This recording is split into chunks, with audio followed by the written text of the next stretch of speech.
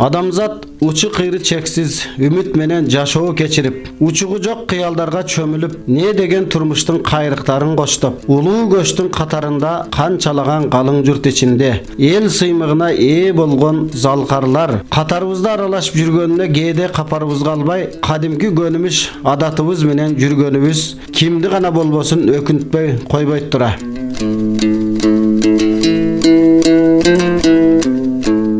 Bekerinden zalkar tökmölөр, gelеринде дүнүйө жаркыраган айнексиң, кетеринде дүнүйө түбүң түшкөн чайнексиң деп зар какшап өмүр тууралуу урдабаган чыгар. Бүткүл ааламдын жаратуучусу, кудуреттүү Алла Тааланын улуулугу, керемети көрсө пендени азыр же бир саамдан кийин эмне күтүп турганын сездирбегендигинде тура. Бул сөздөр менен көрсөтүүнүн баштаганыбыздын себеби кылымдар бою кыргыз элибиздин кан жаны менен кошо жаралган 3 кыл комузду жаштайынан колунан түшүрбөй залкар комузчулардан бата алып, учурда өзү да залкар комузчуга айланган, кече эле арабызда аралашып жүргөн Кыргыз Республикасынын эл артисти, Ош мамлекеттик университетинин профессору, комузчу маркум Фархидин Баяков жөнүндө болмокчу. Onun köp жақсы жақтары бар да. Уюштуруучулук жагы өтө чоң эле. Анан кийин өзү ырдайт эле. Хор ырдаганда ошонун алдына сәлис болуп ырдап турат эле. Ошо төртөөнүн бири болуп ошолордо дайыма кандай концерт болбосун, жанагы хорлор менен мына Таллинге эки актарга чыгып келди жакшы. Анан комузга мага кийин мен айттым. Фаркыден senin geleceğin komuzda olur. Oşal sebepte men kafedrama öt. Komuzdan klası açıp şunday koydum ele. Desem anan jakşı bizge ötkün. Onun ulu jagı emne de kiçipeyil, özünçe bir mınday özgöçe bir kılık joruk jasabagan. Anan komuz degende canım bergen jigit ele. Anan aytkanın gelsin dep mana komuz boyunca hazır Кауырган кайышат да, ушундай адамдарды кетирип алсаң. Анан эми семьясында да аябай жакшы, кадыр баркы бар эле. Себеби анын аялы Үмүттү да мен окуткам аккордеондон. Ушундай музыка боюнча жан дүйнөлөрү бир шайкеш келген жандар эле. Анан эми минтип кетиши мен эч түшүмдө да, оюмда да көргөн эмесмин. Мунун бу жакшылык жагын да бир жакшы бир чыгармачылык жетишкендектер жасайт деп жүрчүмүн.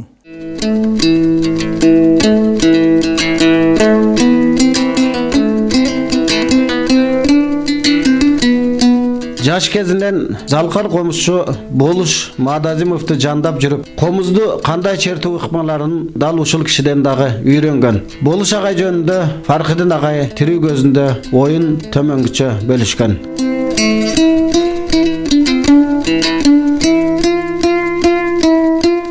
Boluş Ake'den men tahsirlengenim. Boluş Ake menen köp jerde birge olduk. Simpoziumlarda bolganbız el aralık. Bu kişinin bir özünçe özgöçölügü başka komşulardan ayırmalanıp, özü boyu kıskara kişi bolçu, mına komuzdu karmaganda boyu menen teң bolup kalçu. Ama oşo komuzdun moynuna mağımday jatıp alıp kulak döşep, özünçe bir başkaça obrazga girip, oşol obrazını el jaktırat ele. Oşol obraz mındayça aytkanda duşa menen çertip atat, dep жүрөк менен çertip atat dep oylaşat ele de. Her birинге көзүн ымдап, көзүн эмете коюп, жата калып, тура калып, ушундай кылып туруп образга кирип чертчү. Ошол образ башка комшуларда сейрек кездешет. Абдыкерим Мокоев ошондой кылып чертчү эле. Ошондой чоң комшучу болгон залка. Ошол Абдыкерим Мокоевдон тааним алган киши болуш экен. Тамай айта турган жери, биздин мына түштүктүн болгондо да ичкилик кыргыздардын күүлөрүн, элдик күүлөрдү айрыкча. Ошолордун бардыгын ошо Болуш Аке көпчүлүгүн обработкалап, ошолорду кайра иштеп чыгып, ошонун баарын записке берип, алтын фондуга, алтын корго кыргыздын ошону жаздырып өткөн бул Болуш Аке болуп эсептелинет.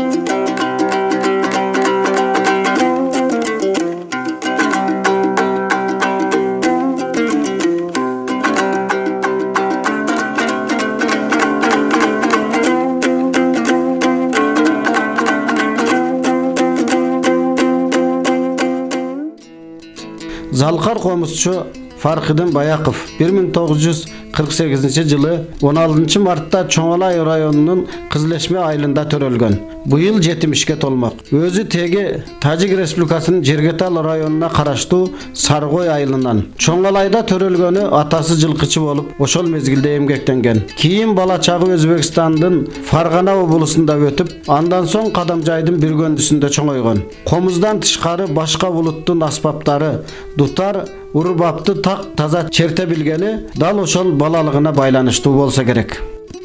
Men yaşımda uşunday arçalı toğun arasında Tokoyda men de çoğoygam. Mına apaňardın jaylı ösü.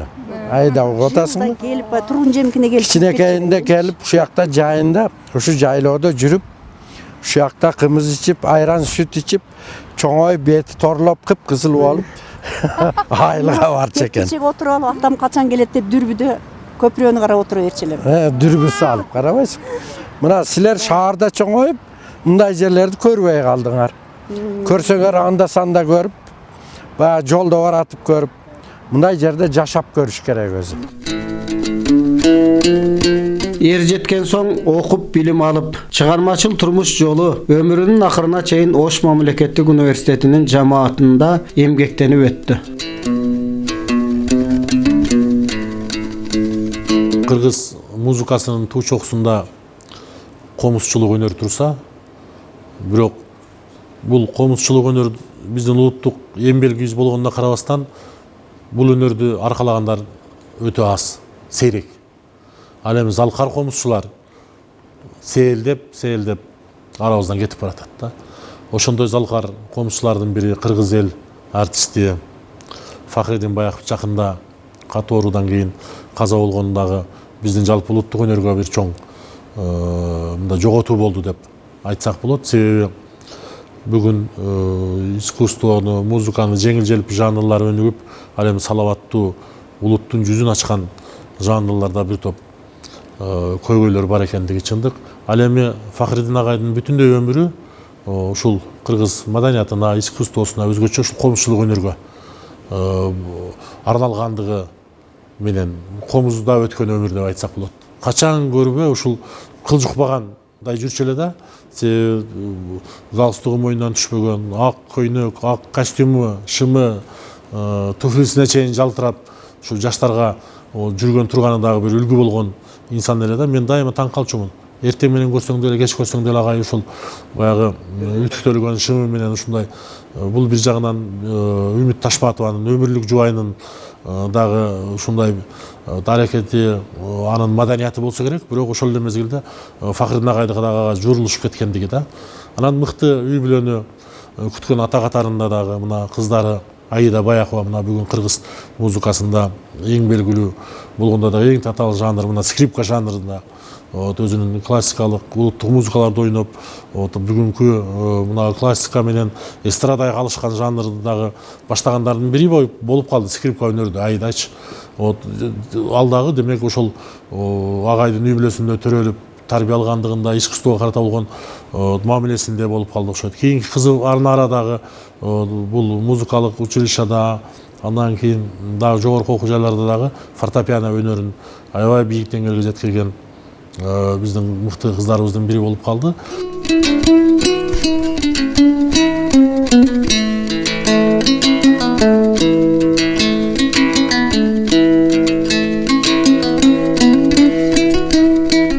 Ер жигитке жетимиш өнөр аздык кылат дегендей, Фаркидин агайдын көпчүлүк биле элек дагы бир көмүскөдөгү өнөрү бул устачылык, комуз чабуу.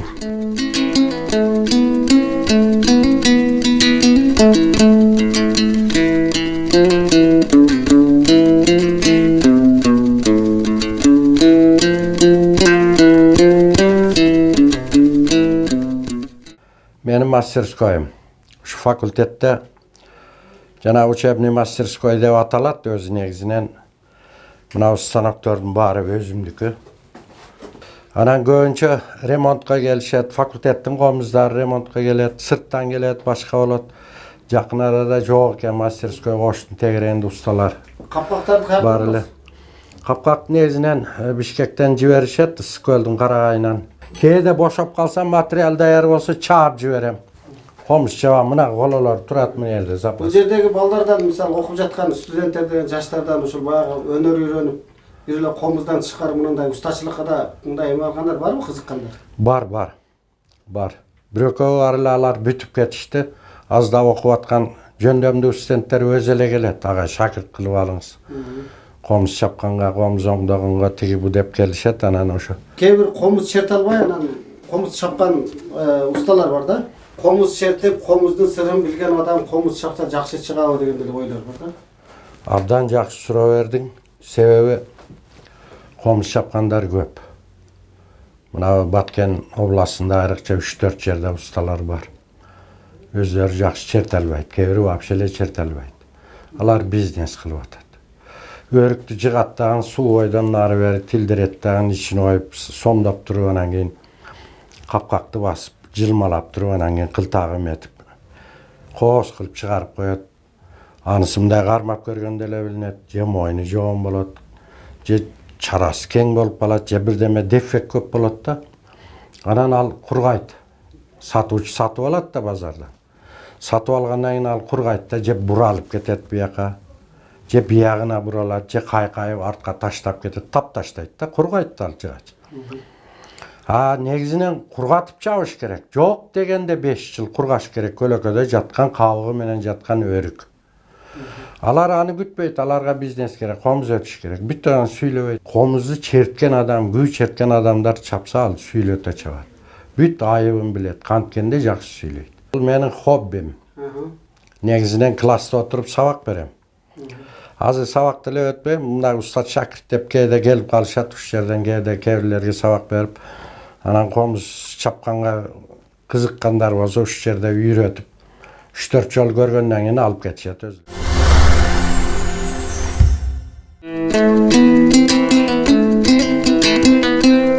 Чыгармачыл сапарын далай улуу инсандар менен өткөрдү. Алардын бири заманыбыздын залкары, Кыргыз Республикасынын эл артисти, Ош мамлекеттик университетинин профессору, атактуу дастанчы обончу Жолболду Алыбаев төмөнкүлөргө токтолду.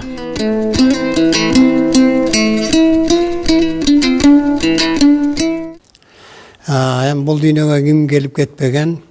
Мына Факырдын досубуз жөнүндө сөз кыла турган болсам, экөөбүз өткөн кылымдын ушу 66-67 жылдарынан бери жакын таанышпыз, жолдошпуз, кийинки маалда жакын дос болуп жүрдүк дегендей.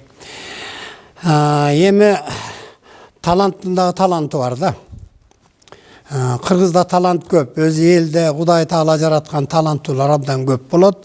Бирок ошо таланттуулардын ичинин дагы таланттуулар өзгөчө болот да. Мына комузчуларда деле ошондой. Мына Факырдын досубуз жөнүндө сөз кыла турган болсок, бул дагы ошол комузчулардын ичинде ушу чолпон жылдыздай жанып турган 5 манжа менен санай турган комузчулардын катарына кирген чебер залкар чоң комузчу болчу да. Мына ошон үчүн бул Факырдын өзүн өзү элге аттын кашкасында ошо таланты менен таанытты да. Мына кээде бирөөлөрдү мындай теңсинбей, тааныгын келбеген дагы, таанысы келбеген дагы адамдар көп да. Бирок айласы жок, талантына таан берип анан таанышат. Мына биздин Факырдын досубуз дагы куд ошондой талант болчу да, чоң комузчу эле. Мына бул кыргыздын залкар күүлөрүн анча-мынча көп эле комузчулар черте албаган күүлөрдү Факырдын досубуз дээрине жеткирип чертчү эле да. Кезинде биздин Ырыспай агабыз айтчу экен, бу пакыш дешеген, бу пакыш күүлөрдү абдан мыкты чертет, бүдүрүн дагы калтырбай чертет деп багы макташ экен. Ал айткан себеби так чертет, чала калтырбайт деген мааниде да. Мына кээ бир комузчуларды көрүп жүрөбүз, багы чала калтырып, кайрыктарын калтырып, же болсо башка бир күүлөрдөн кошуп, аны түшүнбөгөн эл багы уга берет да. Ал эми Факырдын досубузда андай жөндөм жок эле да. Факырдынды ушул деңгээлге жеткирген мына биздин Аяш үмүткө чоң рахмат. Аяш өзү дагы музыкант, ушул азыр биз иштеп аткан музыкалык факультетте бир маалда жакшы окуп бүткөн Анан илгери жакшы ырдач эле өзү дагы алып баруучу болуп жүргөн. Эгер ошо боюнча ырдап жүрө бергенде мындан дагы бир жакшы ырчы чыкмак. Бирок залкар менен жашагандан кийин кээ бир акылдуу аялдар ошо түгөйүн чыгарганга аракет кылат экен да. Бир гана айтарыбыз, Кудайдан тилерибиз, Факырдин досубуздун жаткан жери жайлуу болсун, топурагы торко болсун. Эми анын чыгармачылык экинчи өмүрүн мына эми башталат деген мен үмүттөмүн.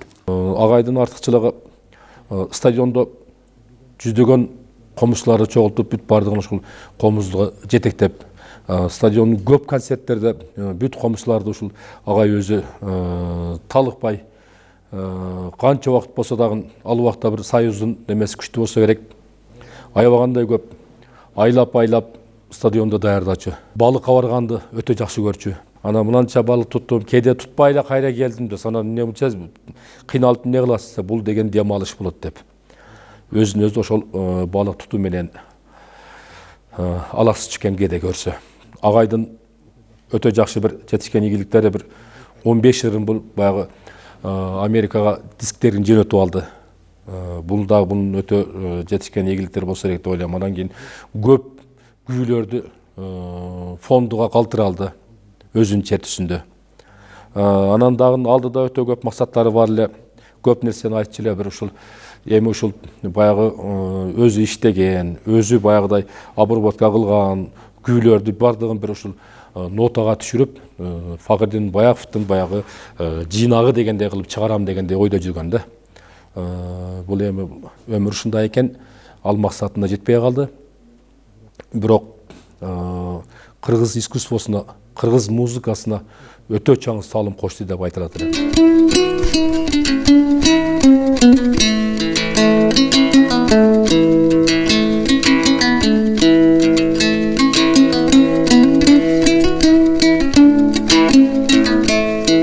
Мен эми хоббим ушу бош учурда балыкчылаш. Бул балыкчылаганда жакшы нерсе адамдын нервине салдырат. Ар бир балыктын өзүнүн жеми болот. Эртең менен кеч жакшы болот. Түшкүсүн анча тартпайт балык, дем алат. Кечинде анан түндө жакшы болот. Жора жолдоштор менен балыкка чыкканда кээде зеригип балык тартпай алган учур болот, кээде эс алган учур болот. Ошо мезгилдерде комузуңузду алып келбепсиз, комузду ала келиң кийинкисинде деп анан көбүнчө комузду алдырып алышат эле. Анан бош отурганда анан кийин күү чертип бериңиз деп айтып калышат эле. Ошого кээде балык кармап жүрүп да комуз черте берем. Карамолдо Орозовдун Терме Камбаркан күүсүн.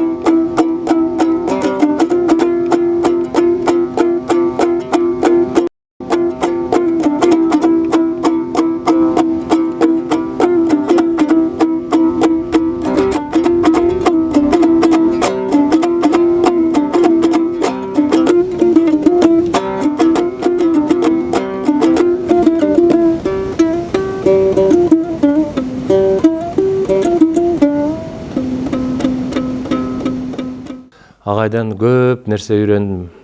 Себеби агай талапты өтө катуу коет эле. Эгерде ошол берген чыгарманы аягына чейин ойнобосоң, агай бизди класска камап койгон күндөрү да болду. Ошону жаттап анан чыгасың деп. Эсептеп көрсөм, кече Фахридин баягы көз жумганда эсептесем 40 жылдан бери биз тааныш экенбиз. 40 жылдан бери үзөңгүлөш, чыгармачылыкта бирге жүрүп, бирге туруп, чыгармачылыктын ысык суугуна бирге күйүп, бирге жанып, бирге тоңуп дегендей, мына ушундай сонун кездерди көпчүлүк учурларда чогуу өткөрүпбүз. Көпчүлүк учурларда чогуу өткөрүпбүз деген себебим Ош шаарындагы, Ош облусундагы бардык концерттерде, бардык кароо сынактарда, бардык маданий саясий иш-чараларда ар дайым Кызбырак менен сөзсүз Фахридин Баяков, Рыспай Абдыкадыровсуз бир дагы концерт өтчү эмес. Мына ошол концерттерде бир туугандай болуп чогуу жүрүп, чогуу туруп, ал кишинин чыгармачылыгына, ал кишинин чеберчилигине, ал кишинин өтө бийик комузда ойногон мыкты баягы аткаруучулугуна чын эле таам берип келгенмин. Канчалаган конкурстарга, канчалаган кароо сынактарга катышып, ар дайым жаркыраган биринчи орунду алып, ар дайым төшүндө ордендери, төшүндө төш белгилери дайым жаркырап турчу да. Мына ошону менен өтө сыймыктанчу. Баарыбыздын арабыздан ушул Фахридин аке гана ушул төш белгилерге, ушул сыйлыктарга өтө маани берчү. Комузунда кол ойнотуп сахнага чыкканда дагы анын кийиминде сөзсүз түрдө ошол 20га жакын ордендер, медалдар ар дайым тагылып турчу да. Биз ошону менен аябай тың, аябай баягы так жүргөн, бардык нерсеге ушул дыкаттык менен мамиле кылган адам катары дагы Фахридин аке биздин эсибизде калды да. Айрыкча мен ошол өзбек калкынын элдик ырларын, элдик музыкасын дутарда ойногондо чындап эле Өзбекстанга барганыбызда өзбек калкы өзү таң калган. Өзбектің музыка ишмерлери таң қалып, қайра Фахридин акенин келип колуну бекем кысып, өзүнү бекем кучактап, өздөрүнүн ыраазычылыгын билдиргени баса айтканыбыз бүгүн туура болуп турат. Казакстанда өткөн Жезказган оданында, Жезказган шаарында айтканда, Улуу Тоо ооданы деп коет экен, эл аралык симпозиум өттү. Ошо симпозиумда Кетбука бабабыздын ошонун эрдиктери, чыгармачылыгы, жана башка акылмандылыгы, философиялык анын өзгөчөлүгү ошо жөнүндө кеп болду. Чоң комузчу болгон, чоң домбурачы болгон экен. Аны мен кыргыздыкы деп жүрсөм көрсө казактыкы дагы экен, каракалпактыкы дагы экен. Себеби мен алар менен көп талаштым. Талашып отуруп Кетбука бабабыздын атасынын күмбөзүн ошо Казакстан талаасында ошо жерде көрдүм. Найман урусунан экен. Ошо наймандардын ошо жерде очогу бүт найман урусу топтолгон өрөөн экен ошо. Сарыарка өрөөнү. Ошо жерден кайтып келдим, ошондо 2 күйүсүн черткенмин. Ошондо бир күйүсүн, мына Айхан күйүсүн азыр чертип берейин. Айхан күй деген Айханым деп Чыңгызхандын атын атай албай Айханым дешчү экен.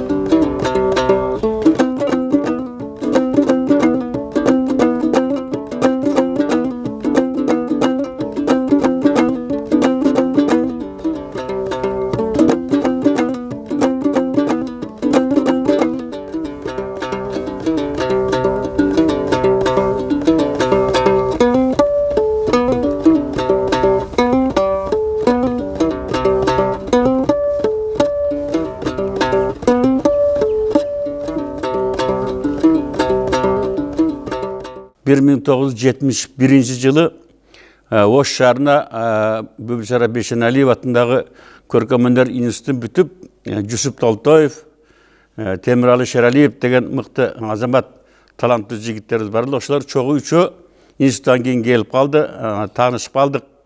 Мына Арабан көчөсүндөгү бир квартирада жашашат экен. Чындыгында эле ошондо Факырдинди көрүп таанышып, жакындашып кеттик. Ошол эле мына биздин республикалык гран-прини утуп алган Аттоқ Роморов деген комузчу бар. Ошол киши да айткан, мен грамм пластинканы угуп отуруп, Факырдиндин черткенин күйүүсүн угуп отуруп, 99% окшоштук черткенин угуп алып, чындыгында эле ушунчалык тагмай тагынан таза черткен ушу Факырдинди гана баалайм деп көп айткан уккам да. Ошол кийин баягы тааныш болуп жүрдүк. Мен дайыма коңумуздун таптаза капкактарын жалтыратып бармаган атайлап, жанагы каптарын тиктирип, аярлап, анан бир күнү черткенден кийин экинчи күнү алып башка комуз менен чертип, ошо ар бир күнүн өзүнчө мындай бир маани бергенде чындыгында мен көп көрүп, көп болуп калдык. Мен баягы ушул эми кесибиме байланыштуу Ош телевидениясына ЛТР'де көп жолу келип, Кудайга шүгүр азыр запистери бар, бир 10-15 запистер бизде сакталуу.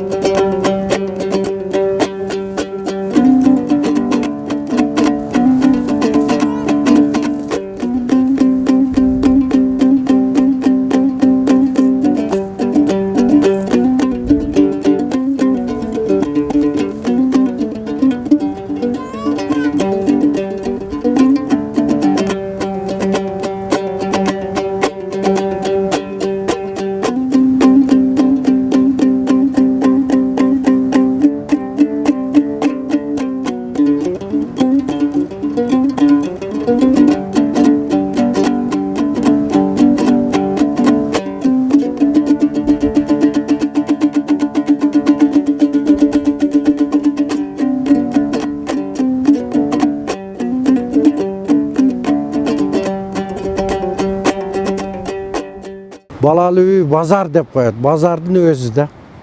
Кээде жадап кетесиң. Кээде сагынып каласың эшикте жүрүп кайра келгенде. Кимге көбүрөөк чуркайт негизги? Эркек балдар мага чуркашат көбүнчө. Бар эркек да, мальчиктер. Мына мисал үчүн азыр силер айтып өткөн Факырдин баягы чыгармачыл адам, кээде чыгармачыл адамдарды билесиң. Баягы күн бүркөлү ачылып дегенде кээде настроениясы мындай болуп калат, аны муну ошолордун баарына чыдап, кээде баягы кеңеш айтып каласың, мындай кылып эметип, мына ушулардын өзү эле мисалы чарчоо эмес, өзүнчө бир ырахат да.